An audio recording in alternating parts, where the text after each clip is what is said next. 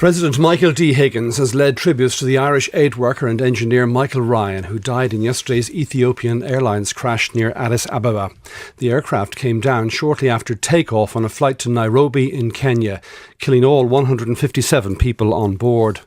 Expressing sadness at the tragic loss of so many lives, President Higgins in particular extended his deepest sympathy to the family of Mr. Ryan, whose work for the World Food Programme, he said, had brought him onto the flight.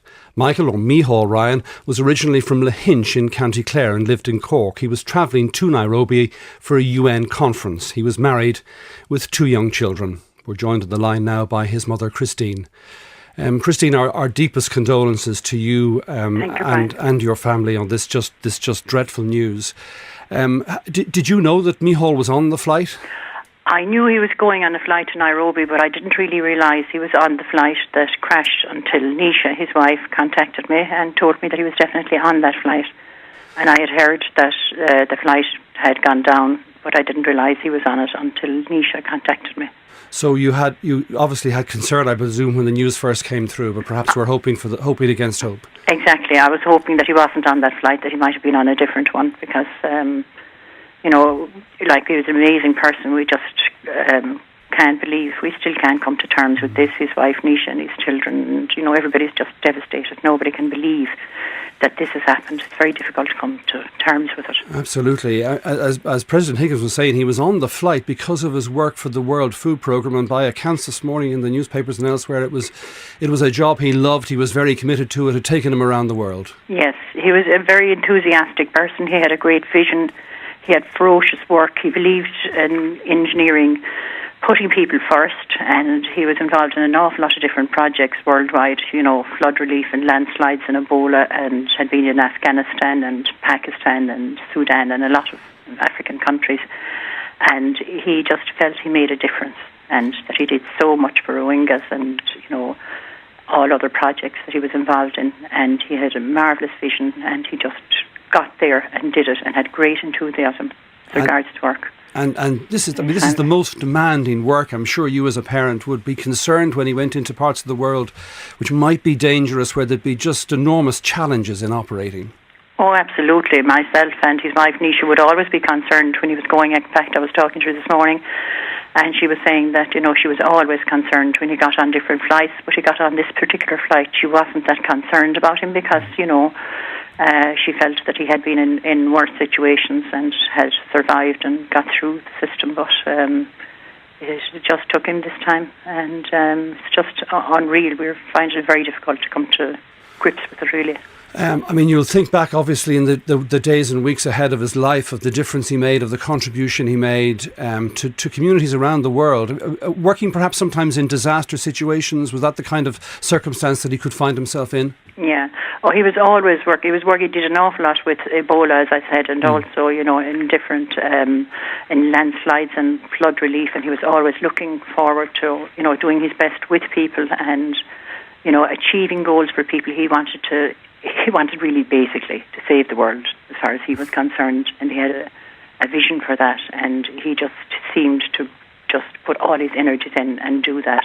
And his wife and family really, appreciated what he was doing, and they were great that he could do it. And, he was great with them when he came back then. It was all hands on deck with them, and brought his children off surfing or golfing in Lahinch or whatever. He just loved West Clare as well, and loved Lahinch, the area. He just loved it so much, and he loved life and living, and he had such enthusiasm for anything he really set his mind to, whether it was work or family. He was continually enthusiastic person. And was his vision, was his ambition always there from the beginning to do this kind of work, to make this kind of impact? From when I think he graduated from NUIG, is that right? That's right. Yeah. It was, yeah. He always was a kind of a visionary. He was, he always wanted to help others, and that was his vision in life. And he loved people, and he'd light up a room when he came into it, and people loved him, and he had a way with people. And he always wanted to help people. That was his thing in life. He wanted to help people. He wouldn't be interested in a kind of a 9-to-5 job. He was one of those that would put everything he could into his work. He was due to move, or had begun to make the move to be based at the World Food Programme headquarters in Rome. Is that right? Yeah, he was based in Rome, and he worked from Rome. His base was in Rome, but he liked to go out on the field.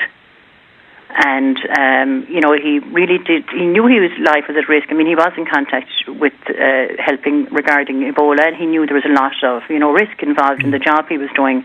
But even I was talking to him like the day before this crash, and I was talking to him about his daughter, Sarah, and, he said that he would love her when she grows up. She's only 3.5. That he would love her when she grows up, that she would go and do something like what he did and go and volunteer and help less well-off people and, travel the world and do something like him. He loved his job and he loved his work, and he approached everything in life with enthusiasm, not just work, but family and everything else. And with great enthusiasm. It sounds like when he was visiting home, when he was back in Cork, or when he was in Lahinch there with you in West Clare, he spoke about what he did and perhaps inspired people and made them understand the importance of the work that he was undertaking. Oh, he did. He had some amazing stories about it. There was danger there as well. There was a lot of danger, for him, and but he loved his work and he loved his job, and he just. We all appreciated that he was really, doing all of this work, and he was supported by his wife and family at all times. And,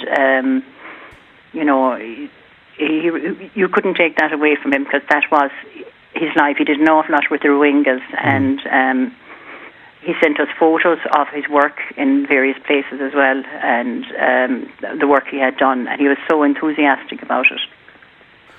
Well, our thoughts are with you, Christine, with all your family, and what will be the very difficult period ahead. But clearly, he leaves a remarkable legacy, and it will be an inspiration to people. In fact, Brian, we were actually next week we were meant to go to Rome for him for his 40th birthday. He would have been 40 on the 28th of March, and his son was going to be christened in Rome, and we were all heading off with our flights booked to go next week. He would have been back from Nairobi, and we were all going out to celebrate, celebrate his 40th birthday. He'll be 40 the 28th of March. All right. Instead, you're preparing for his funeral. I just don't really. It's our sympathies, our condolences to you all. Thank you, Brian. All right, Christine.